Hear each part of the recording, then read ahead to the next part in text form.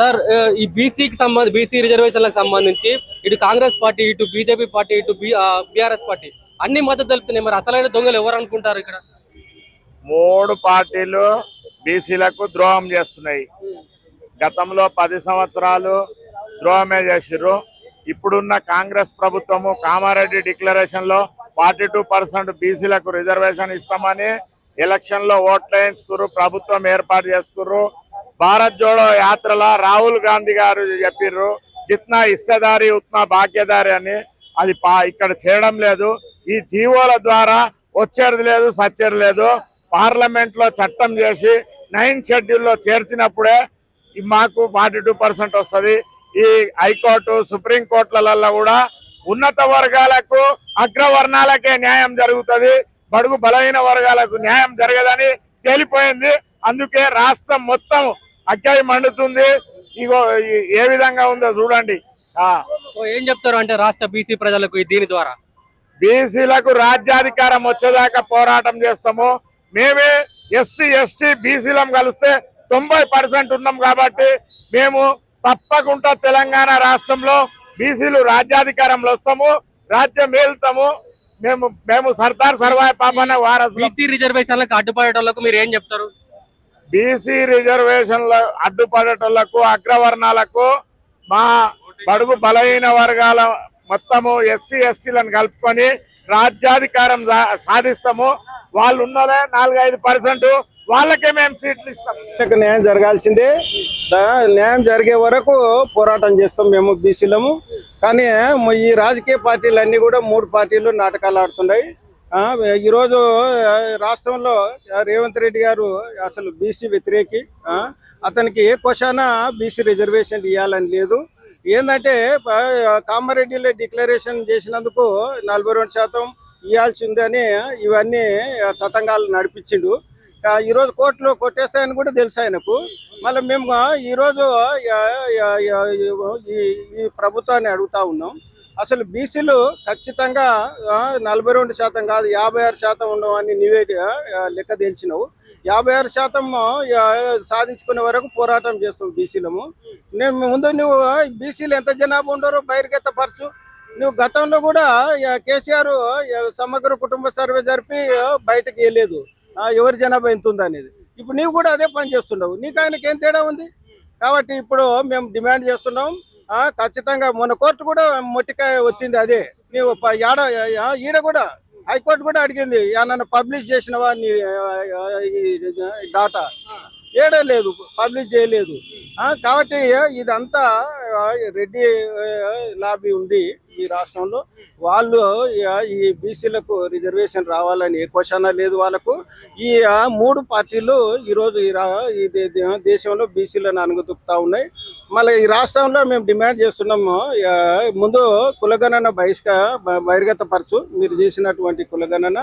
రెండోది, నువ్వు మంత్రివర్గంలో నీకు సగం మంది, మీరు 9 మంది బీసీ మంత్రులను పెట్టమని అడుగుతున్నాం. అదేవిధంగా నీవు రాజీనామా చేసి బీసీకి ఏవా నీకెందుకుగా? నువ్వు 56% ఈరోజు రాహుల్ గాంధీ చెప్తున్నాడు కదా, గంధం పట్టుకొని బుక్ పట్టుకొని తిరుగుతున్నాడు కదా, అది ఏది ఈ దేశంలో నేను రాజ్యాంగాన్ని పరిరక్షిస్తాను. మళ్ళీ ఈరోజు పరిరక్షించేటైనా ఈడ తెలంగాణ నుంచి స్టార్ట్ చేయి, నువ్వు ఈడ అమలు చేయి. నువ్వు బీసీలకు 50% రిజర్వేషన్ చెప్పిన పరంగా 42% రిజర్వేషన్ ఇచ్చినాం, దానికి సంబంధించి ఆర్డినెన్స్ తీసుకొచ్చినాం, అదేవిధంగా కొన్ని చాలా కార్యక్రమాలు చేసినాం. కానీ అటు కేంద్రం యాక్సెప్ట్ చేయట్లేదు, గవర్నర్ దగ్గర ఆమోదం కూడా లేదు. బీజేపీ నాయకులు దీన్ని బీజేపీ చేతిలో ఉంది ఇప్పుడు బాలని మాట్లాడుతూ ఉన్నారు కదా. అవును, వాస్తవం.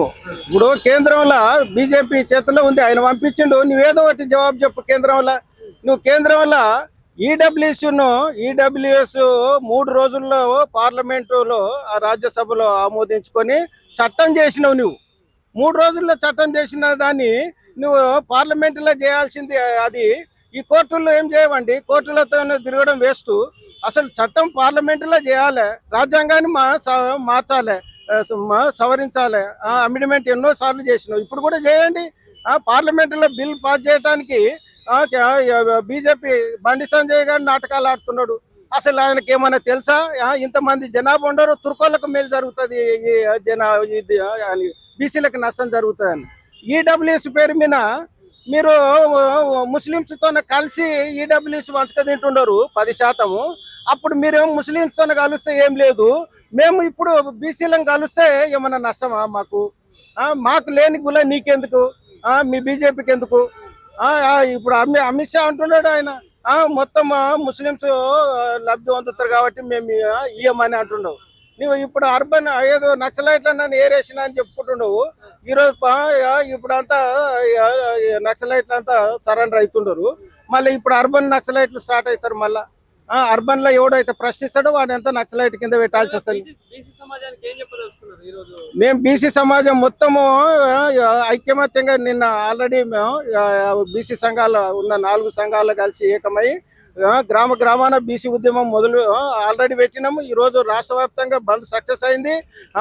రేపు భవిష్యత్తులో ఈ 42% కాదు 56% సాధించుకునే వరకు పోరాటం చేస్తాం మేము బీసీ సమాజం అంతా ఐక్యమై. గతంలో ఈడబ్ల్యూఎస్ తీసుకొచ్చినప్పుడు బీసీ సంఘాలైనా బీసీ నాయకులైనా ఒకరు కూడా ప్రశ్నించలేదు.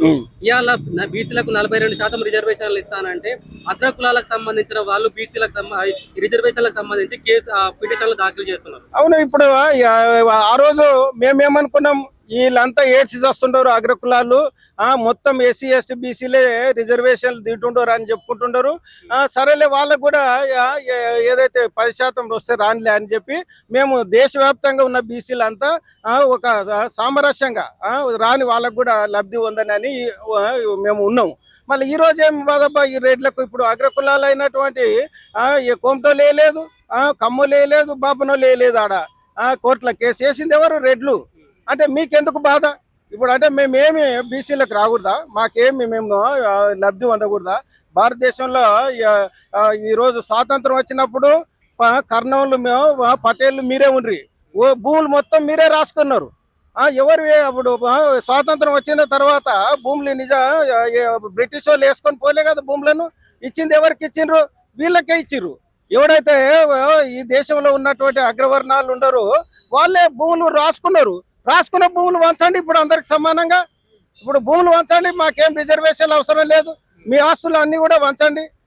కాబట్టి మేము బీసీ సంఘాలకు కూడా మేము తెలియజేస్తా ఉన్నాం, ఈ అగ్రవర్ణ పార్టీల్లో మీరు ఉండి బీసీల కోసం పోరాటం చేస్తా అంటే బీసీ సమాజం నమ్మే పరిస్థితి లేదు.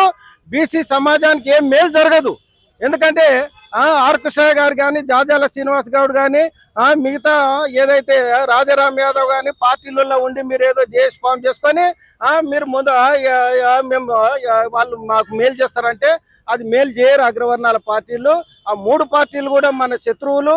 కాబట్టి ఆల్టర్నేటివ్ గా రాజ్యాన్ని సాధించుకోవటానికి మనం గ్రామ స్థాయిలో బీసీ ఉద్యమం బలోపేతం చేయాల్సిన అవసరం ఉందని కూడా బీసీ సోదరులందరూ కూడా తెలియజేస్తా ఉన్నాం.